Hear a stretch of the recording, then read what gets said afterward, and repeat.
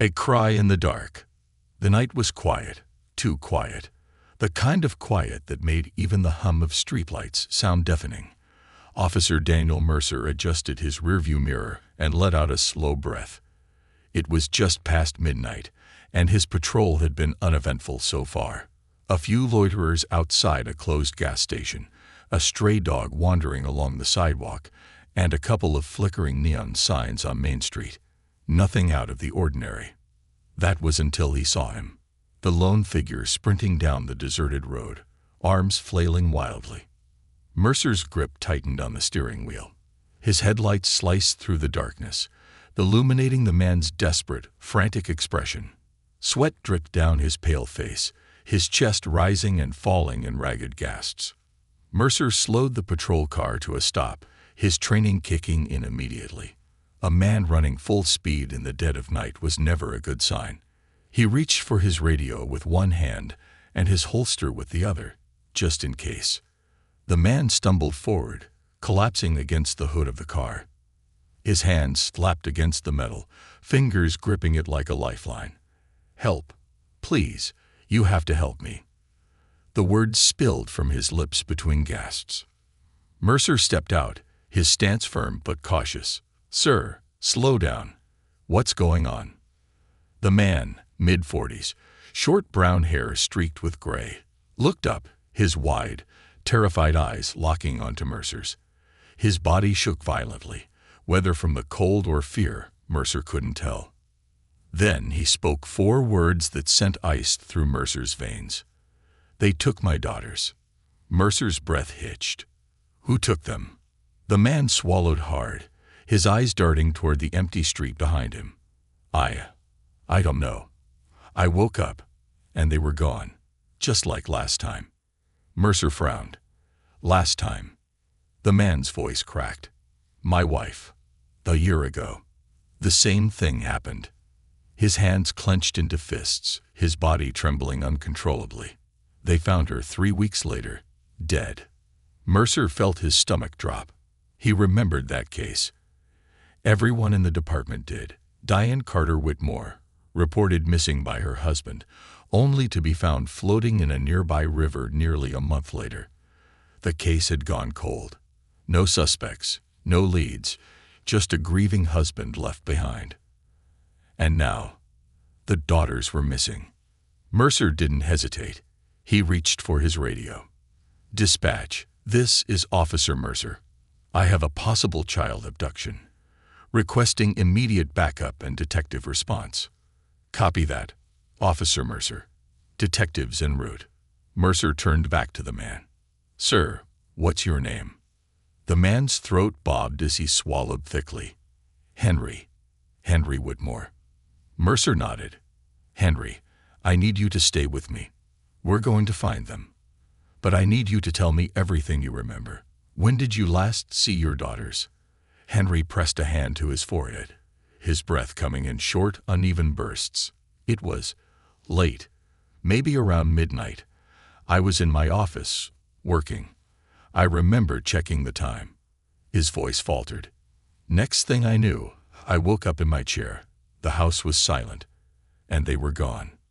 Mercer studied him carefully. "Did you hear anything before you fell asleep? Any strange noises?" Henry's brow furrowed, as if he was trying to pull something from his memory. Then he shook his head. "I don't think so. He hesitated. "What?" Mercer pressed. Henry licked his lips, his gaze flickering downward. "It's just, I don't remember falling asleep."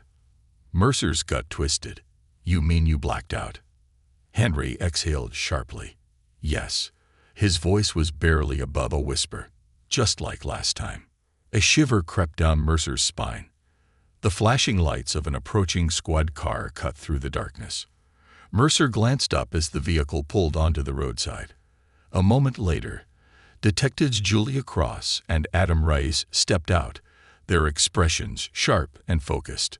Cross, a woman in her early 40s with piercing green eyes and a no-nonsense demeanor, wasted no time.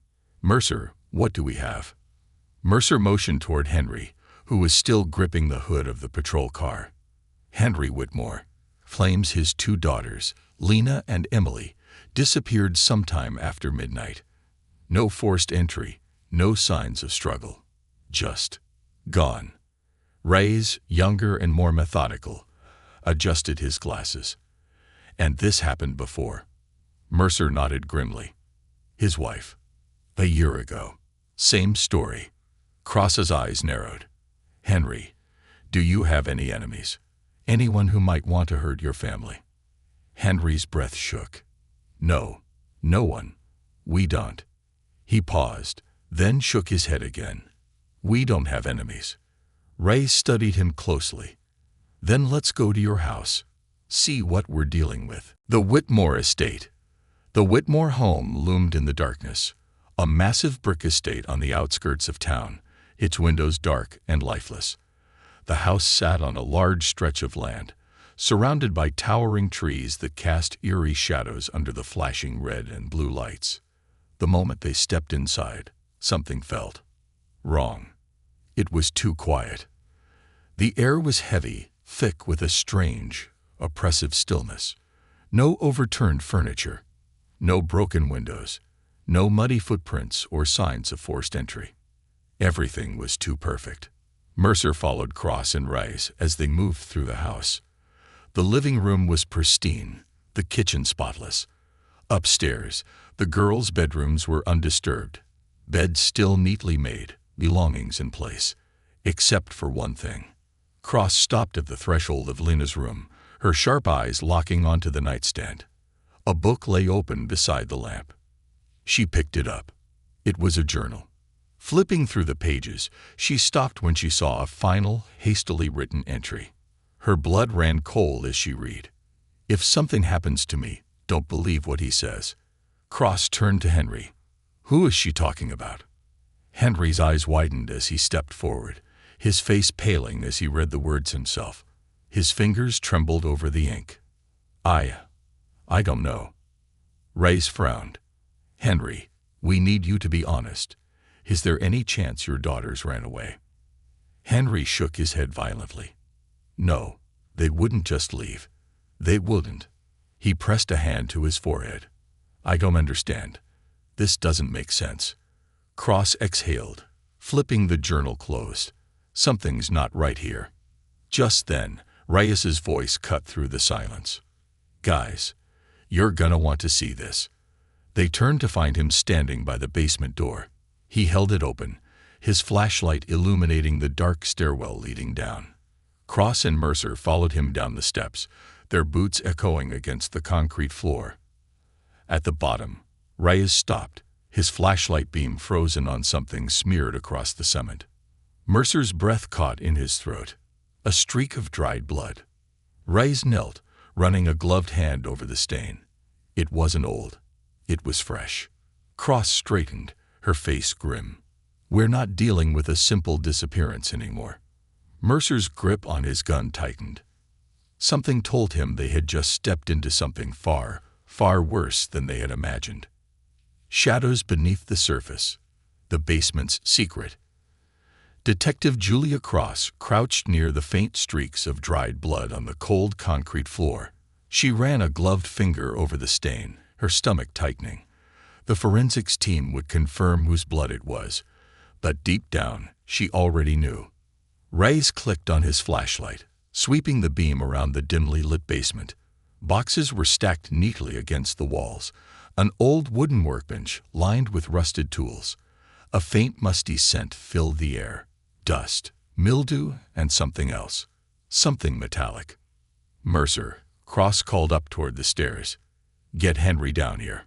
A moment later, heavy footsteps sounded above, and Henry Whitmore descended the staircase, his face pale, his breathing uneven. The moment his eyes landed on the bloodstain, he froze. Cross straightened, watching him closely. Henry, do you know whose blood this is? His Adam's apple bobbed as he swallowed hard. No, he whispered. Reyes studied him. Have you been down here recently? Henry's brows furrowed. Not for weeks. He ran a hand through his disheveled hair, exhaling shakily. Why is there blood in my basement? That's what we're trying to figure out. Cross motioned toward the workbench. Mind if we look around? Henry nodded absently, his face still locked in shock. Cross and Rise moved through the basement, checking every crevice, every shadowed corner. They were searching for something, anything, that could explain what had happened here. Then Rise found it, a small wooden door, half concealed behind stacked boxes. "Julia," he called out. Cross turned, her eyes narrowing as she followed the beam of his flashlight. "What the hell is this?" Rise muttered. Henry stepped forward, his expression shifting from confusion to something deeper, something darker. I don't remember seeing that before." Cross didn't believe that for a second. Rise tugged the door's handle. It groaned open, revealing a narrow crawlspace lined with cobwebs and dust. And inside, a small pile of clothing. Children's clothing. A pink jacket, a pair of sneakers, and a white nightgown with a red stain near the collar. Henry let out a strangled breath. That's Emily's nightgown." The basement suddenly felt smaller, the air heavier. Cross pulled out her radio. "Dispatch, we need forensics down here. Now." Henry turned to her, his voice shaking. "You think I did this, don't you?" Cross met his gaze evenly. "Right now, we think a lot of things, Henry. But what she didn't say was this. Something about this wasn't adding up." Henry's shadowed past. The Whitmore estate had been officially declared a crime scene. Officers moved in and out of that house, their footsteps heavy against the hardwood floors. Yellow tape stretched across the main entrance, a stark contrast to the once pristine home. Henry sat on the porch steps, head in his hands. Mercer stood beside him, arms crossed. He wasn't a detective, but something about this case didn't sit right with him. "You sure you didn't hear anything, Henry?" he asked, trying to keep his voice even. Henry let out a bitter laugh. "You think I'd be running through the streets at 1 a.m. if I had?" Mercer exhaled, rubbing the back of his neck. "Your wife disappeared under similar circumstances, and now your daughters are gone. That's one hell of a coincidence." Henry's hands curled into fists. "I didn't hurt them." "Then help us figure out who did." Henry lifted his head, his eyes red-rimmed. "I want to. I just..." He trailed off. "You just what?" Mercer pressed. Henry hesitated. "I don't remember falling asleep." Mercer's gaze hardened. "Just like when your wife disappeared." Henry nodded, his face haunted. Mercer sat beside him. "You ever had memory problems before all this?" Henry looked away, his jaw tight. "That's a yes," Mercer muttered. Before Henry could answer, Ray stepped out onto the porch, holding a manila folder. "We did some digging." He opened the folder and held up an old psychiatric report.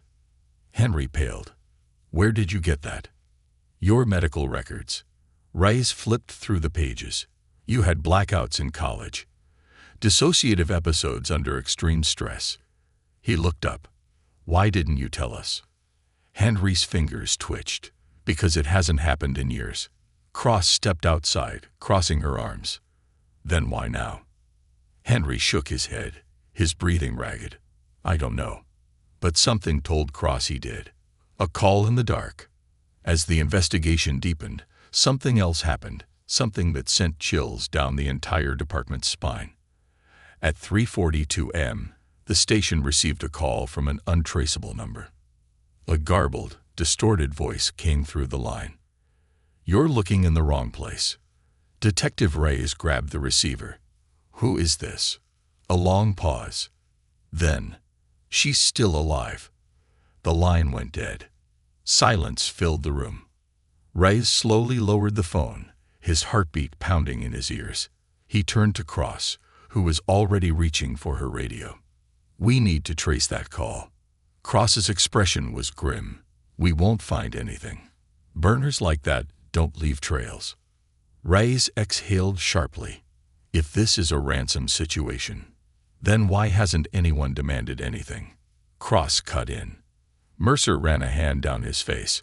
"Maybe this isn't about money." Reyes frowned. Then what is it about? Cross tapped her fingers against the desk. Power. Control. Fear. A chill ran down Reyes's spine. Because whoever was behind this, they were watching. The cryptic letter. The next morning, another clue surfaced. One of the officers assigned to search the Whitmore estate found a letter. It had been tucked inside a book in Henry's study, hidden, but not well enough. Cross unfolded the paper carefully, reading the scrawled handwriting. Her blood ran cold. It's not over. It was never over. And now it's your turn. She turned to Reyes. This just became more than a missing persons case.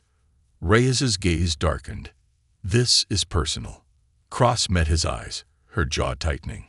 We need to find those girls. Because whoever had them was playing a game. And they weren't done yet.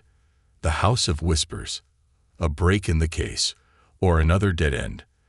The air in the Whitmore estate was thick with unease. Despite the forensic team combing every inch of the house, the crime scene tape wrapped around the property, and the growing media presence outside, the home still held its secrets. Detective Julia Cross walked through the quiet halls, her boots echoing against the hardwood floor. She had seen a lot in her career: kidnappings, murders, betrayals. But something about this case sat deep in her bones, unsettling her in a way she couldn't explain. Reyes stood near the fireplace, flipping through a photo album. She took a lot of pictures, he murmured. Cross raised a brow. Who? Reyes turned the album around. The pages were filled with photos of Emily Whitmore. Some were candid, others carefully posed. Some from birthdays, vacations, school events. But there was something off about them. Lena, the older sister, was missing from almost all of them. Reyes tapped one of the pictures. Look at this, their last family trip. Emily and Diane are front and center. Henry is beside them. But Lena? He flipped through several pages. Barely there. And when she is, she's always in the background. Out of focus. Almost like an afterthought. Cross frowned. That doesn't mean anything.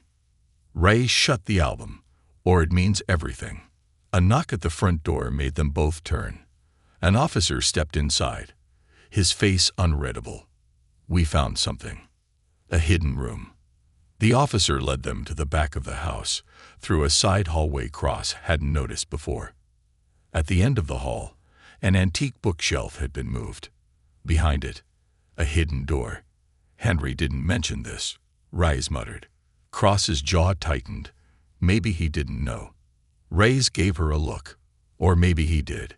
The officer pushed the door open, revealing a small windowless room. And inside, a single wooden chair, a heavy metal chain bolted to the floor.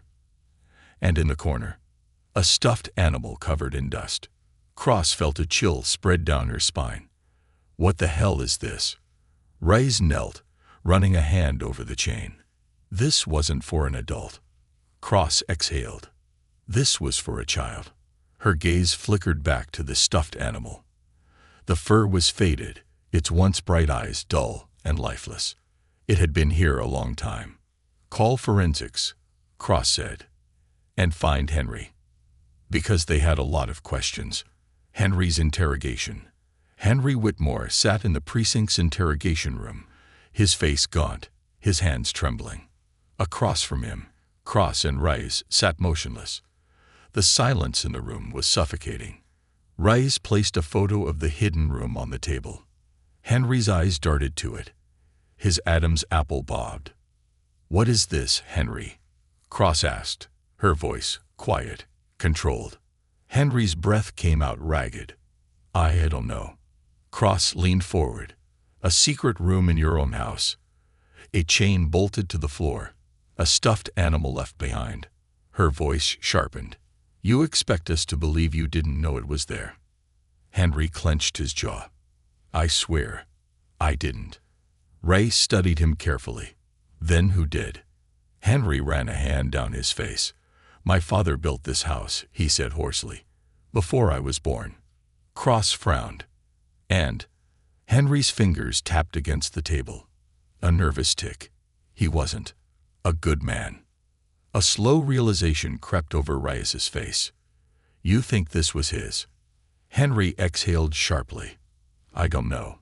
I never saw that room before today. His voice broke slightly. But my daughters are missing. My wife is dead. And now you find this. He slammed his fists against the table. How does this help find my girls? Cross didn't flinch. Because someone in your house has been hiding something. And she wasn't convinced Henry wasn't one of them. The voice returns. Later that night, as Reyes sat at his desk, sifting through old records of Henry's father, his phone rang. An unknown number. His gut clenched. He answered. Detective Reyes. A pause. Then, she's running out of time. The voice was distorted, altered, but the message was clear. Reyes shot to his feet. Where is she? Silence. Then, you'll never see her again. The line went dead. Reyes slammed his phone down, his pulse hammering. Cross rushed in. What? Reyes exhaled sharply. We need to move. Because whoever had Emily was playing their endgame. Lena's confession. The next morning, Lena Whitmore sat in a hospital room, her fingers curled tightly around a paper cup of tea. She looked better than she had the night before, cleaned up, calm, her face unreadable. Cross and Reyes sat across from her. Reyes leaned in. Lena, we need to ask you something. Lena didn't look up. Reyes continued. We found your sister. Lena flinched. Cross studied her carefully. We know you were at the river. Lena swallowed hard, staring down at her lap. Lena. Cross's voice softened. What happened? Lena's hands trembled. Then she whispered something so quiet, so broken, they almost didn't hear it. It's my fault. Reyes stiffened. What do you mean? Lena's breath shuddered. Emily. She wanted to leave. She said we should run. But I told her we couldn't. Tears filled her eyes. I told her to wait. Cross's stomach twisted. Then what? Lena squeezed her eyes shut. He changed. Reyes leaned forward. Who changed? Lena lifted her tear-filled eyes. He wasn't my dad anymore. Silence. Cross's throat went dry. What do you mean? Lena exhaled shakily. When he came into our room that night, he wasn't acting like himself. His voice, his eyes, everything about him was different. Her fingers dug into the blanket around her shoulders. Emily screamed. I told her to stop. I thought if we just stayed still, he'd go away. A single tear slipped down her cheek, but he didn't. Cross and Reyes exchanged a glance. Because there was something in Lena's voice. Not just fear. Guilt. Reyes' voice was gentle but firm. Lena, tell us the truth. Lena took a shaky breath. Then, I locked the door. Cross's breath hitched. What? Lena's voice cracked. Emily wanted to run, and I stopped her. I locked the door. I didn't know. I thought I was keeping her safe. Her voice broke completely. But I was keeping her trapped. A silence filled the room so heavy, it was suffocating. Because Lena wasn't just a witness. She had made a choice, and that choice had cost Emily her life. The monster in the house. As the truth unraveled, so did the horror. Henry Whitmore wasn't just a grieving father. He was something else. Someone else. And now, as detectives Cross and Reyes dug deeper, they realized they weren't hunting a kidnapper. They were hunting a man who had lost control of his own mind. And in the depths of that shattered consciousness lay a darkness waiting to be unleashed. The monster within. A mind fractured. Henry Whitmore sat in the cold, sterile interrogation room, his eyes hollow, his hands clasped so tightly his knuckles turned white. Detectives Julia Cross and Adam Reyes sat across from him, their expressions unreadable. Between them was a thin beige case file, one filled with psychological reports, police statements, and forensic evidence. And every single page pointed to one horrifying truth. Something inside Henry was broken. "Henry," Cross began, her voice measured. "We need to talk about your father." Henry flinched at the mention of him. His jaw clenched, his breath hitching. Reyes leaned forward. "We know he built that room in your house."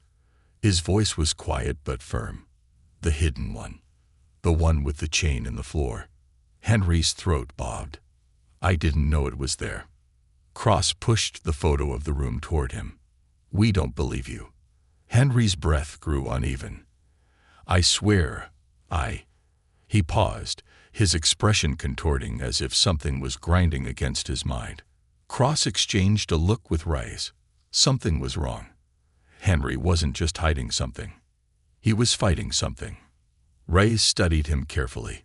"Henry, do you remember what happened the night your wife disappeared?" Henry swallowed hard. His fingers twitched. "I was in my office," he whispered. I remember working, checking the time. Midnight." Reyes nodded. "And then?" Henry's face twisted, his breath coming out ragged. "Then I woke up, and she was gone." Silence. Cross spoke carefully. "Henry, how many times has that happened?" His voice was barely audible. "Too many." Cross felt the air shift.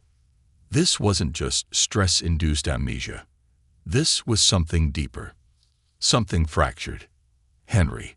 Reyes' voice softened. "Who is Jack?" Henry's entire body went still. Cross barely had time to process before Henry let out a low, trembling breath. Then he whispered, "He's the one who took them." The room turned ice cold. Cross's stomach twisted. Because the way Henry said it wasn't a metaphor. The man who wasn't there. Later that night, Cross and Reyes sat in a dimly lit office, reviewing Henry's old psychiatric records. "What do you make of it?"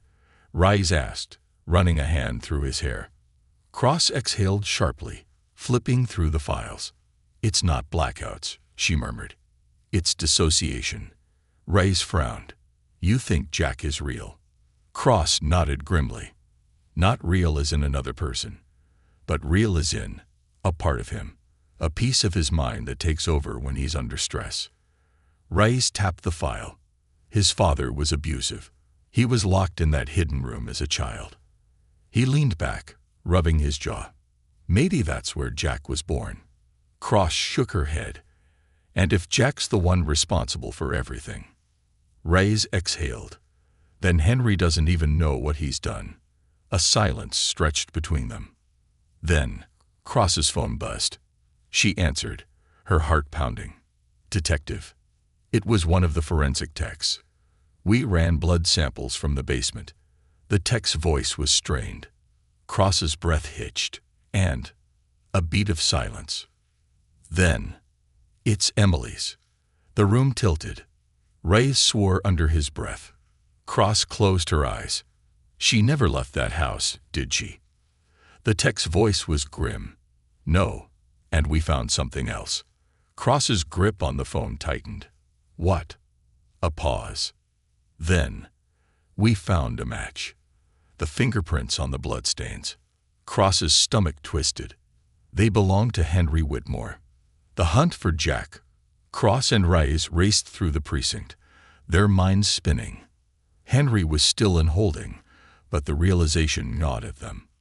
What if they weren't talking to the right Henry? What if Jack was the one pulling the strings? Reyes threw open the interrogation room door, storming inside.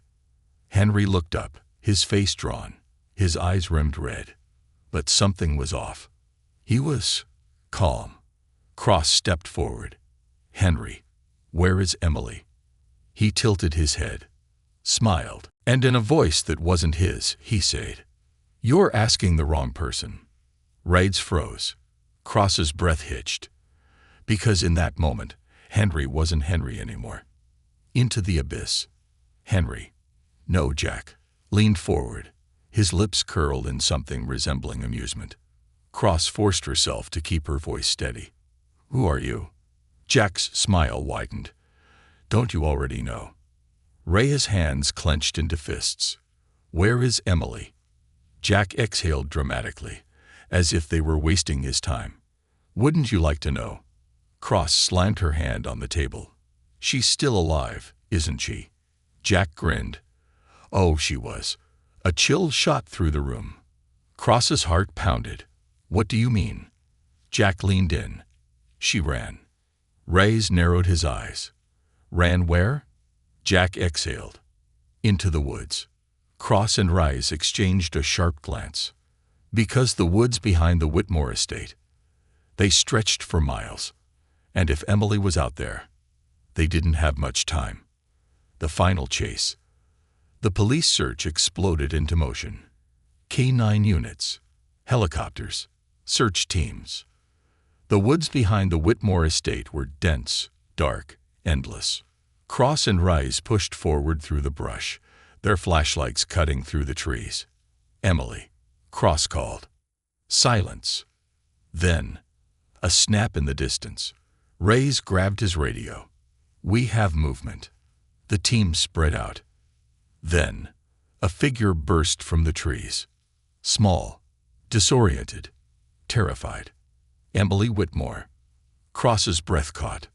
She sprinted forward, dropping to her knees. Emily's body shook violently, her arms wrapped tightly around herself. She looked up at Cross, her voice raw, broken. Don't let him take me. Cross's stomach twisted. She cupped Emily's face gently. He can't hurt you anymore. Emily flinched. Not him.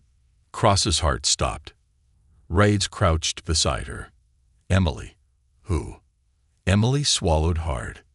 Then, her voice barely above a whisper. Lena. The air ripped from Cross's lungs. Reyes froze, because this wasn't just a story of a broken man. It was a story of a monster hiding in plain sight. And now, they had the wrong Whitmore in handcuffs. The wrong Whitmore. Emily's last words. Detective Julia Cross felt her pulse hammering against her ribs. Her mind spun as she processed the one name she never expected to hear. Lena. The older sister. The survivor. The only witness. And now, the potential suspect. Emily trembled in Cross's arms, her breathing erratic. The girl was covered in dirt and scratches, her feet raw from running barefoot through the woods. Her nightgown was torn, stained with blood, not all of it hers. Reyes crouched beside them, voice low, controlled. Emily. He swallowed. What do you mean? What did Lena do? Emily's lips parted, but no words came out. Tears welled in her hollow, haunted eyes. Cross squeezed her hand gently. Sweetheart, it's okay. You're safe now. Tell us what happened. Emily shook her head violently. I don't know. I don't remember. Reyes exchanged a look with Cross. Emily was traumatized. And trauma had a way of making memories shatter. But one thing was clear. She wasn't just running from Jack.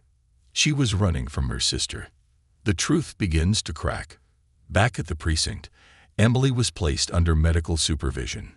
The official statement would have to wait until she was stable, but Cross and Reyes didn't have the luxury of time. Because Lena Whitmore was still out there.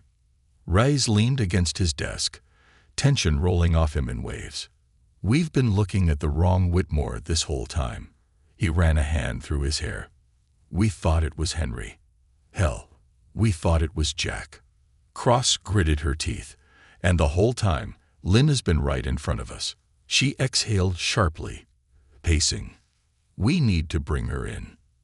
Reyes nodded, already reaching for his phone. I'll put out a BLO. Just as he picked it up, it rang. Unknown number. Reyes and Cross locked eyes. Slowly, Reyes answered. Detective Reyes. Silence. Then, a soft, breathy giggle. His entire body went cold. Detective. The voice sang, light, playful. Cross's stomach dropped. Lena. Reyes forced his voice to remain steady. Lena, where are you? Another giggle. You're so serious, she mused. I guess I understand. A pause. You found her, didn't you? Cross gripped Reyes's wrist, mouthing. Keep her talking. Reyes took a breath. Emily is safe. Lena let out a quiet sigh. Oh, that's disappointing. Cross felt her blood turn to ice. Reyes's jaw tightened. Lena, we need you to come in. We need to talk. Silence. Then, a soft hum. A childhood lullaby. It sent shivers down Cross's spine. Reyes's voice sharpened. Lena. The humming stopped. Lena's tone shifted. Low, dark, menacing. Do you know what the worst part is, detective? Reyes's grip tightened on the phone. What? A long pause. Then, in a whisper, I'm already inside. The precinct lockdown. Alarms blared. Lo siki it deon. Cross roared, yanking her gun from its holster. Officers scrambled, sealing the exits. No one in. No one out. Lena Whitmore, the girl they thought was a victim, was now the predator. Reyes and Cross rushed toward the holding cells. Emily was there, vulnerable. They sprinted down the corridor, past uniformed officers, past flashing red lights. The hallway felt too long, too empty. Then, Cross skidded to a stop. The security door to the holding cells was already open. Her stomach plummeted. No. She shoved the door open and froze. The guard was slumped against the wall, unconscious. And Emily's cell. Empty. The final hunt begins. Cross felt her pulse explode in her chest. Her brain screamed at her to move. Reyes was already calling for backup, barking orders into his radio. She's still in the building, he said. She can't have gotten far. Cross turned to the unconscious guard, shaking his shoulder. Wake up. Wake up. The man groaned, eyes fluttering open. His pupils were dilated. Reyes cursed. She drugged him. Cross's mind whirled. Think. Where would she take Emily? Then it hit her. The basement. It was where this nightmare had started, where Henry had locked away his childhood trauma. And now, his daughter had embraced it. Cross and Reyes raced toward the lower levels of the precinct, their weapons drawn. The air grew colder the deeper they went. Footsteps echoed in the stairwell. Cross's grip tightened on her gun. Then, they heard it. A soft whisper. A giggle. Cross swallowed hard. Reyes flicked his flashlight into the darkness, his voice sharp. Lena, show yourself. Silence. Then, a voice, playful and sing-song. Too late. A metallic clang rang out, and the lights went black. The basement showdown. The only light now came from Reyes's flickering flashlight. The beam cut through the darkness, revealing glimpses of the old storage room beneath the precinct. And standing in the center of the room, Lena Whitmore. A knife glinted in her hand. Behind her, Emily, bound, gagged, terrified. Cross's stomach twisted. Lena's lips curled into a smile. She was always weak, you know. She glanced at Emily, voice soft, almost affectionate. Mom thought she was so special, so perfect. Her expression darkened, but I was always there, always in the background. She took a step forward, dragging the knife's tip against the wall. You thought it was Dad, didn't you? She let out a breathy laugh. Poor, broken Henry. So easy to blame. Reyes took a slow step forward. Lena, put the knife down. Lena cocked her head. Why? Cross steadied her gun. Because this doesn't have to end like this. Lena's eyes flickered toward Emily. Then, without warning, she lunged. A gunshot rang out. For a moment, everything stopped. Lena stumbled. Her knife clattered to the floor. A small, breathless sound escaped her lips. More shock than pain. She collapsed to her knees, clutching her side. Cross lowered her weapon, exhaling sharply. Reyes rushed to Emily, cutting the bindings from her wrists. Emily sobbed, burying her face against Reyes's chest. And Lena. She laughed. A soft, eerie, broken sound. Then, in a whisper, she was supposed to be the one to die. Cross's chest ached. Because even now, Lena didn't understand. She had spent her life hating a shadow. And now, that hate had destroyed her. The end of the nightmare. Hours later, Lena Whitmore was wheeled out on a stretcher, handcuffed to the rails. Her eyes were half-lidded, her smirk still faint. Henry Whitmore was released, but he was a broken man. And Emily. She was finally free. As Cross and Rice stood outside the precinct, watching the last ambulance pull away, Rice exhaled deeply. "Well," he muttered, "didn't see that coming." Cross gave a tired nod. The real monster was hiding in plain sight.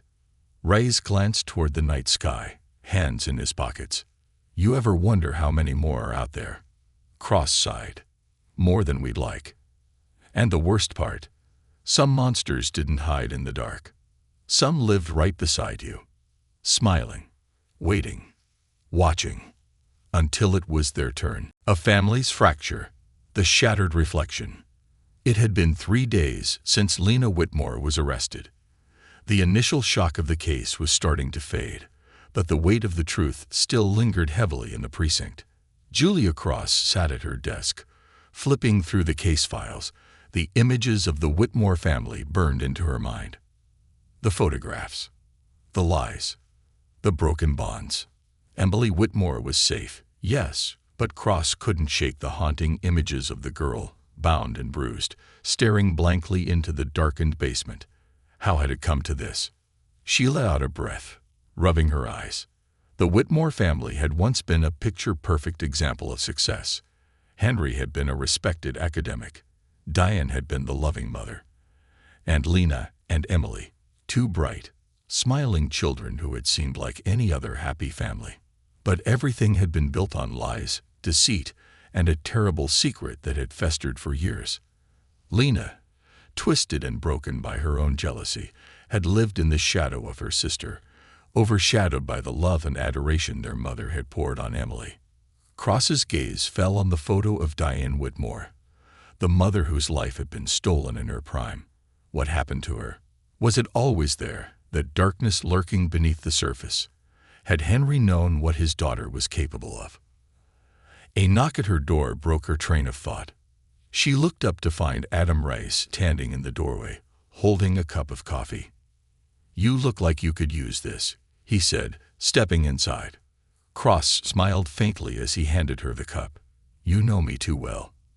Rice sat across from her, pulling his chair back. "So, what's the verdict on the Whitmores? Are we done here?" Cross let out a long sigh. "Lena's in custody, but I still can't shake the feeling that there's more we don't know. The more I look at Henry's records, the more I think we've only scratched the surface. This didn't happen overnight." Rice raised an eyebrow. "You think there's more to Henry than we've been told?" Cross nodded. "It's just too clean, too perfect. There's something under the surface that we haven't uncovered yet." Rice leaned forward, his expression serious. "I don't think you're wrong. Henry might not have known exactly what Lena was doing, but something about him still doesn't sit right with me. The way he reacted when we first spoke to him, the way he was so passive when we questioned him." Cross set the coffee down, staring at the case file. "You're right. I keep thinking about his behavior, how he seemed almost detached from everything happening around him, like it didn't truly affect him the way it should have." Rice exhaled sharply. "I wouldn't be surprised if Lena wasn't the only one with secrets. Henry's mental state is troubling.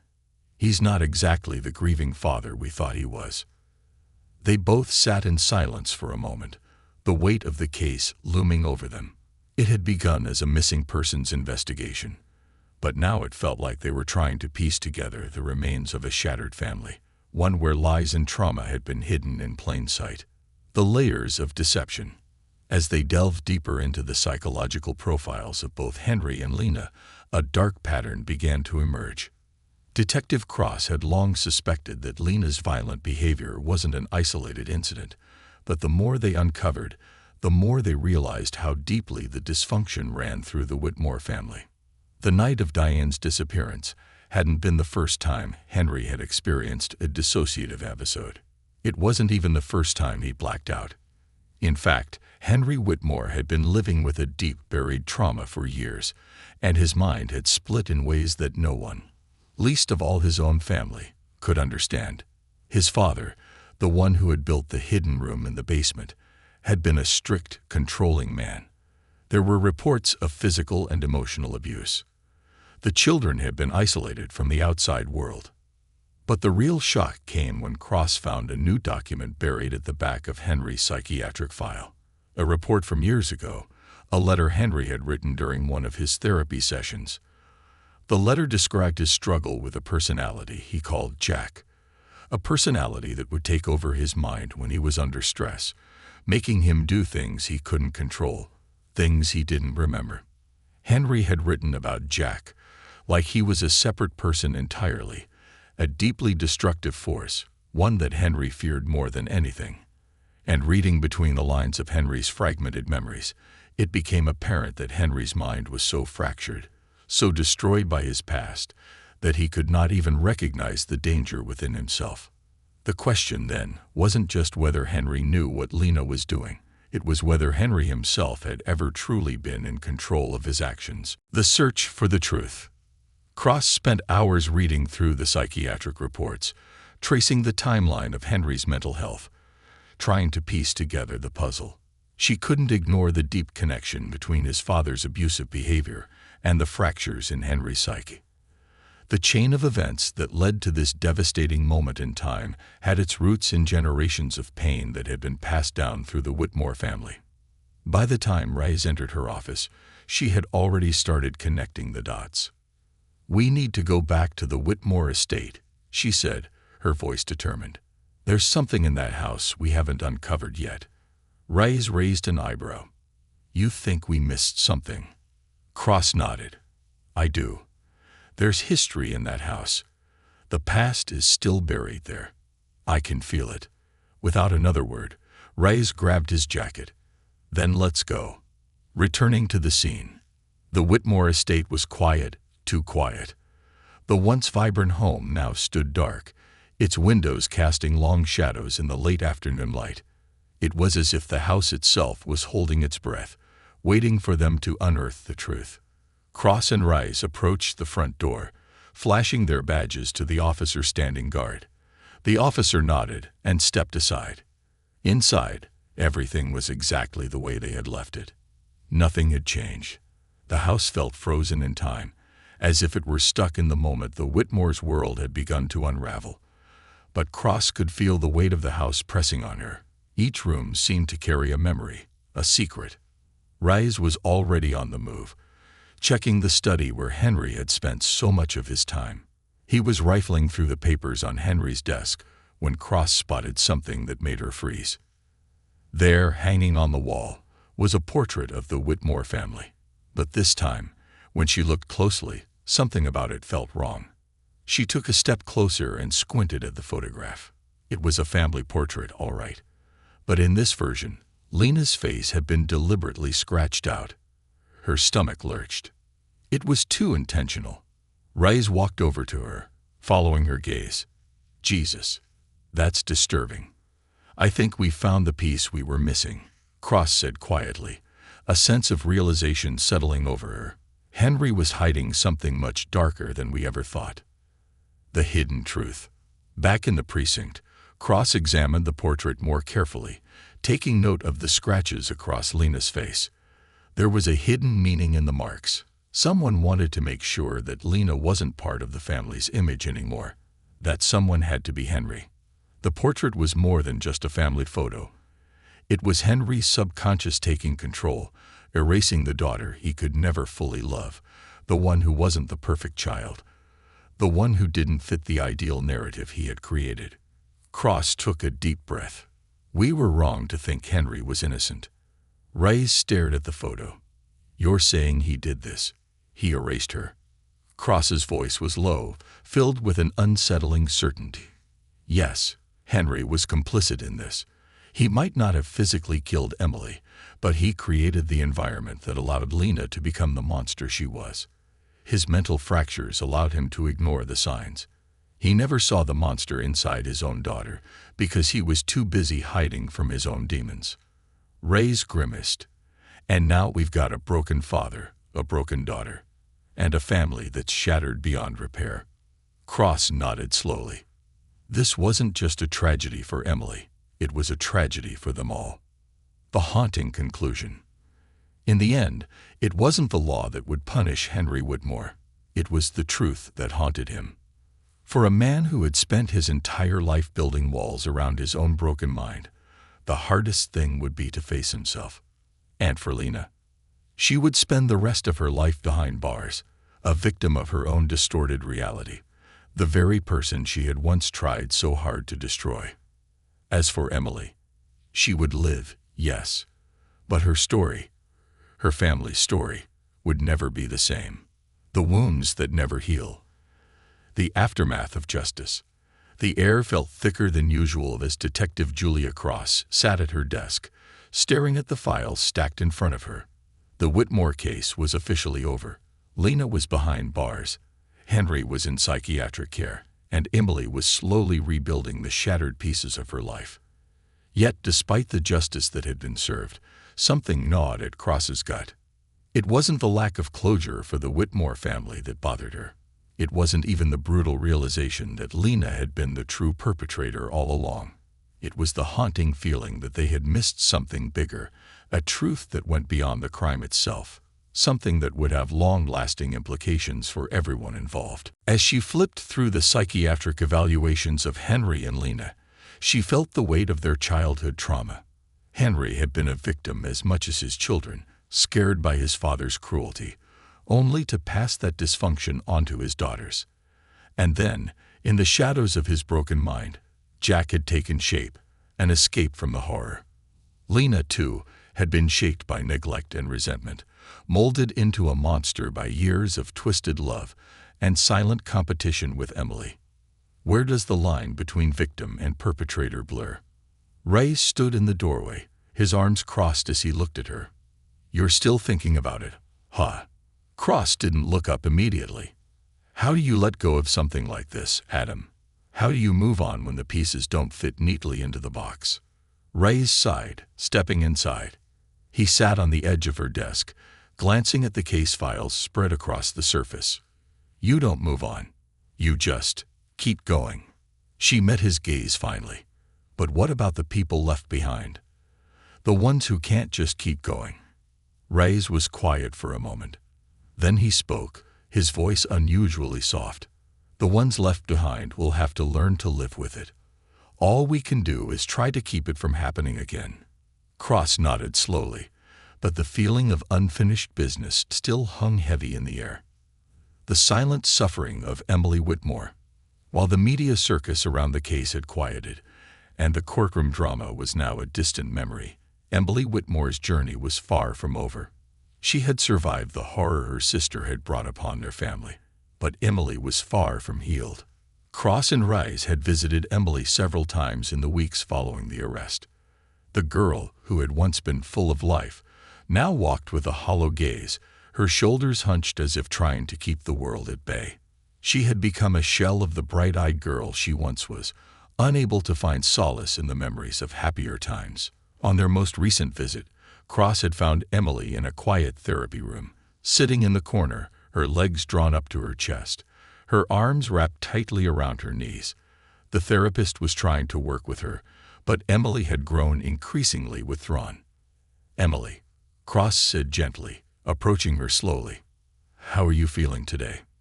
The girl didn't respond right away. She simply stared ahead, her eyes unfocused. Her hands trembled as she fiddled with the hem of her shirt.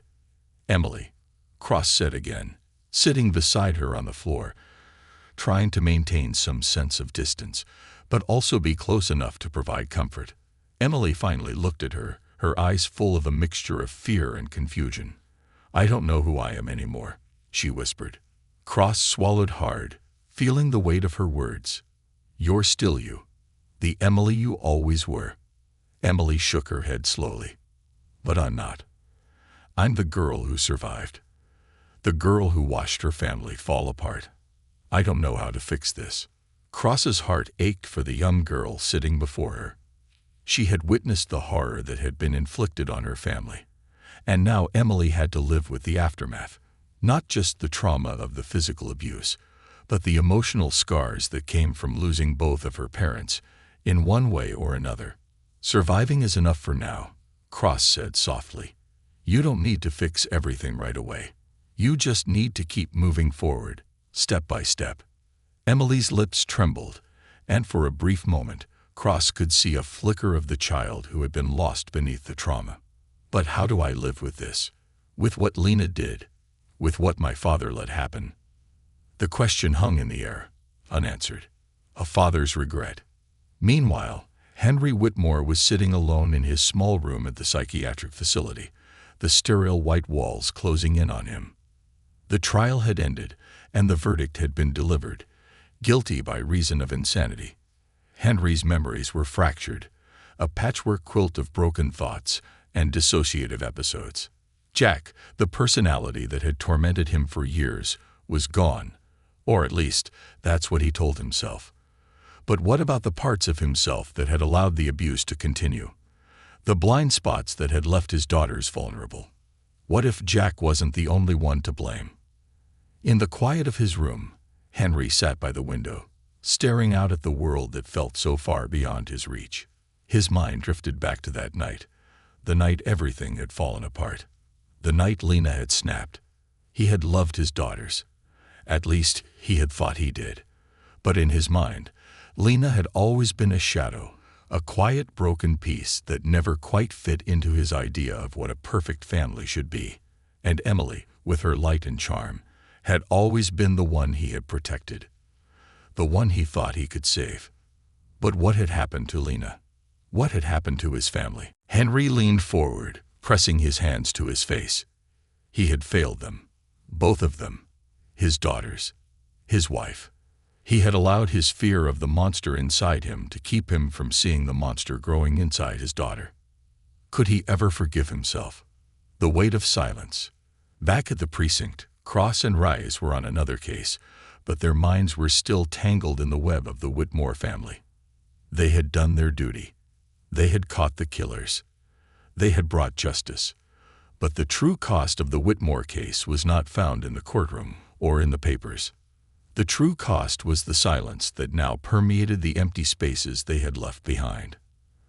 The silence of Henry, locked away in a psychiatric facility, his mind fractured and guilty. The silence of Emily, who would never be the same after all she had endured. And the silence of Lena, who would never understand the damage she had caused to her family. Sometimes, Cross thought, justice wasn't enough. Not when it came to family. "Hey," Ray said, his voice breaking through her thoughts. He walked into her office, leaning against the doorframe. "You good?" Cross turned toward him. "Yeah, just thinking." Ray looked at her, his expression softening. "About what?" She leaned back in her chair, staring at the empty files in front of her. "About how much we miss when we only look at the crime. Sometimes the real story isn't what happens in front of our eyes, but what's happening underneath." Ray nodded slowly. "Yeah, you're right. Sometimes the hardest part is knowing what was happening before the crime ever happened." The air in the room felt heavy, the weight of the Whitmore case still lingering in the corners of their thoughts. "Do you think Emily will be okay?" Cross asked softly, looking out the window at the city beyond. Ray hesitated. "I don't know, but I hope so." The unspoken truth. As time moved on, the Whitmore case faded into the background of the precinct's many other investigations. But for Emily, and for the officers who had witnessed her ordeal, it would always be there. A constant reminder that sometimes the darkest shadows don't come from outside forces. They come from within. And the scars they leave behind don't always fade. They linger, the echoes of the past. The final act of silence. The Whitmore case had come to its grim conclusion, but its ripples would continue for far longer than anyone could have anticipated. The courthouse, once a battleground, now stood silent. Lena Whitmore was behind bars, her fate sealed, and Henry Whitmore sat in a psychiatric ward, unable to reconcile the terror of what his own fractured mind had allowed. As for Emily, Her journey had only just begun. Months passed, and life in the precinct continued with its usual rhythm. Though for Detective Julia Cross and her partner Adam Rice, the shadow of the Whitmore case still lingered in their minds. For Emily, things were moving in slow, painful progress. She had been placed in a new foster home, far from the estate that had once been her prison. The house, too, had been sold off. The walls of that old, crumbling structure now silent witnesses to a past that would never be erased. Emily had good days, bad days, days where the trauma didn't quite feel as heavy, and days when the memories came rushing back, like a flood she couldn't control. Cross and Rice had remained in contact with her, though the visits were few. They knew Emily needed her space to rebuild, to discover a life for herself that wasn't defined by the horrors of her past. But even so, Cross couldn't help but wonder, would Emily ever truly be free? Could a person ever heal from what she'd endured? Rebuilding the pieces. It was a rainy afternoon when Cross received the call. It was Emily's therapist, and the news wasn't what Cross had expected.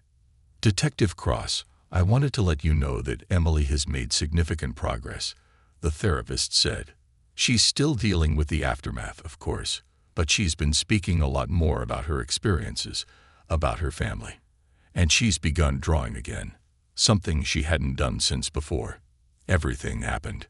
Cross listened quietly, her fingers tightening around the phone. "That's good to hear.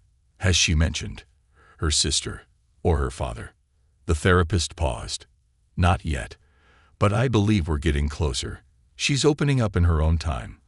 I think she's finally understanding that she's not responsible for the actions of others, that she can still have a future despite the past." Cross exhaled slowly. "Thank you for the update." As she hung up the phone, she stared at the rain outside the window, her thoughts drifting toward Emily once more. Despite the trauma, despite the horror, there was hope for her, and that was all that mattered. The reckoning. Meanwhile, in the sterile white walls of the psychiatric facility, Henry Whitmore sat in silence. His once sharp mind, now fractured beyond repair, had lost the ability to even recognize his own guilt. The shards of memories he had long buried were now a blur, impossible to piece together in any coherent way. Cross had visited him a few times, but each encounter only left her with more questions. Had he ever truly understood the extent of his role in the destruction of his family? Or had his mind been so fractured by years of abuse and trauma that he would never comprehend the damage he had caused? "Henry," she had asked him once, sitting across from him in the sterile room, "did you ever love your daughters?" His response had been slow, hesitant. I don't know," he had whispered, staring at his trembling hands. "I don't know what love is anymore." The silence that followed was more deafening than any confession. There were no easy answers here, no closure. Only the stark reality that Henry had been a victim of his own mind, and in turn had created victims of those he had loved most. And that was the cruelest twist of all. The shadow that lingers. The case had closed, but the echoes of the Whitmore family tragedy would always remain. Cross often found herself staring at the family portraits she had brought back from the estate, the photos of a family that no longer existed. Linda's smirk in one photo, Emily's bright smile in another, Henry's blank expression staring into the camera lens. And Diane, the one who had been caught in the middle of it all, her life snuffed out too soon, her own legacy tarnished by the secrets she had kept. Cross wasn't sure how to feel anymore. Justice had been served. Yet she couldn't shake the feeling that the true cost of the case hadn't been accounted for. The truth was, there were no winners in this story, only the broken remnants of lives destroyed by a cycle of violence and neglect. She thought of Emily, now far away from the horrors of her past, slowly building a new future. It wasn't much, yet, but it was something.